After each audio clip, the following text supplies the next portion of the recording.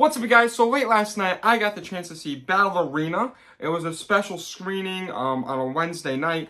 I wanted to go see it, check it out, and I want to give you guys my overall thoughts, so let's jump into it. So I've only seen the first two John Wick movies. I have not seen John Wick 3 or 4. I've always wanted to.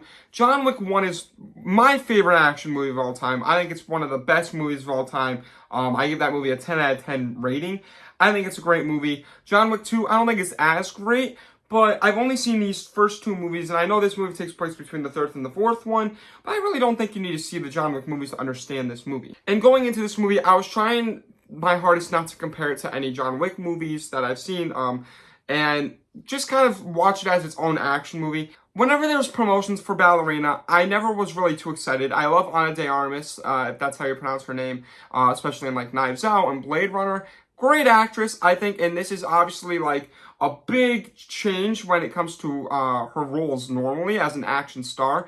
And a great thing about this movie is the action. The action in this movie is so impressive. Like, I will say, like, compared to like the other John Wick movies, which I just said I'm not going to compare them, but compared to them, this movie's so grotesque when it comes to the action, like when there's the fighting scenes.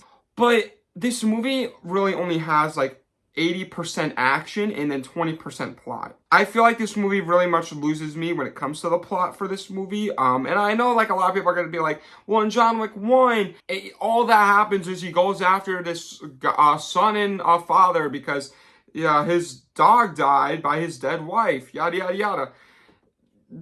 It's a very simple plot in John Wick 1, and it's a revenge story.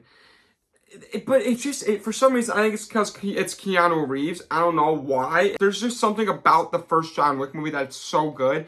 And I feel like they try to replicate that within this movie, but it doesn't really work for me as much. As in this movie, it's basically that same plot where, hey, you harm someone that I know, like someone that meant a lot for me, I'm coming back after you. Pretty much like in John Wick 1. But it's instead, obviously, with this girl, Eve, who is like this ballerina thing. And essentially, it's pretty much just, it reminds me a lot like Black Widow, like the Red Room, but in the John Wick universe. Kind of. That's pretty much what this movie is. No, I'm not going to say like this movie is anything like terrible or anything. I just feel like I've seen this movie so many times, like a lot like it. It's just like it has something unique when it comes to its action sequences. There's a lot of enjoyable moments. I think that there are some moments that really made me laugh. There's a lot of humor in this movie. Like there's this one great joke with this guy named Frank, and it made my theater die laughing. I thought it was very funny. There's a few moments like that where it's funny, but then there's a few moments that my theater laughed or like kind of gave an eye roll, because I will say the acting in this movie isn't great. And I know that the John Wick movies were never good about acting, but like, especially like in the first movie, it's very corny and stuff, you know, like where it's like, the Baba Yaga, I saw him kill a man with a pencil, 3 men with a pencil. They do that in this movie, I feel like, but like, it's like, I don't know, there's just something where it's like, the acting was just a little odd to me. I think the cinematography in this movie is very well done when it comes to some of the action sequences, especially like with the choreography of the action sequences. Very well done. Keanu Reeves does make an appearance in this movie. We saw it in the trailers, and he's actually in it a lot more than I thought. And I am glad that they kind of, they do the thing where they don't make Ballerina more powerful than him. They go like, no, I'm John Wick.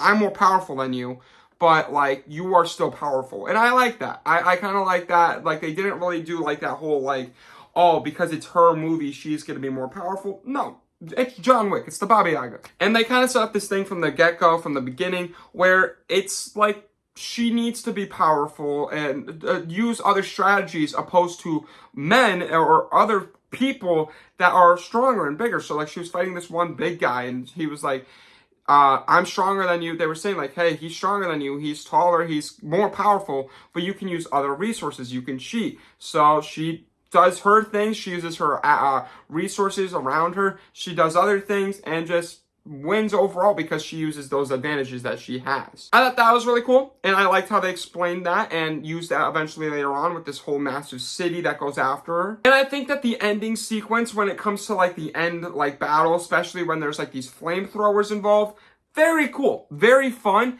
But this movie comes in at 2 hours and 5 minutes, and at some points there are times where this movie can just feel like a drag for me.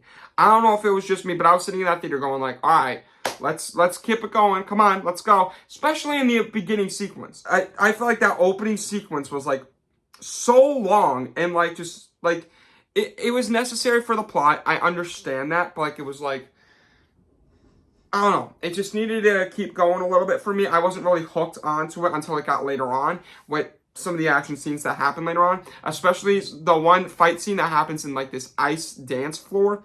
Very fun. Very cool. I was vibing to it, especially the soundtrack. The soundtrack in the John Wick movies are always great.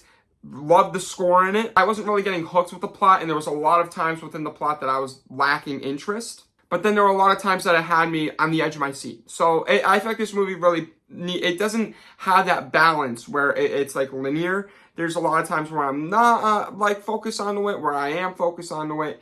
And I think that's its main problem for me. And I know a lot of people don't have that problem. There's a lot of good reviews for it. It's just for me, unfortunately, I wasn't really sold as much as other people were.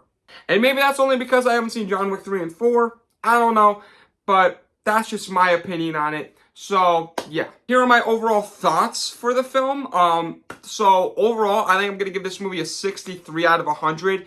I think this movie's very good, very well done, but I wouldn't put it in my top 10 of the year. I don't think. It's not going to make that, but I think it's a good action movie, but I think it's a little generic. I feel like I've seen it all before, but it does have its moments where I'm very interested in it. So unfortunately, I'm not the biggest fan on Ballerina, but it's not a terrible movie. Not as bad as like Lilo and Stitch or other things that I've seen this year. I just wanted to like it a little bit more. So I guess I'm a little bummed out by it, but not too much. I kind of expected not to really love this movie excruciatingly. So yeah, that's my review on Ballerina, guys. What did you think of Ballerina, the latest John Wick movie? Let me know in the comments below. If you like this video, make sure you like it. If you really like it, make sure you subscribe. And if you want to see future videos like this, make sure you ring that bell in the description down below. With all that being said, movie nerd out. Peace.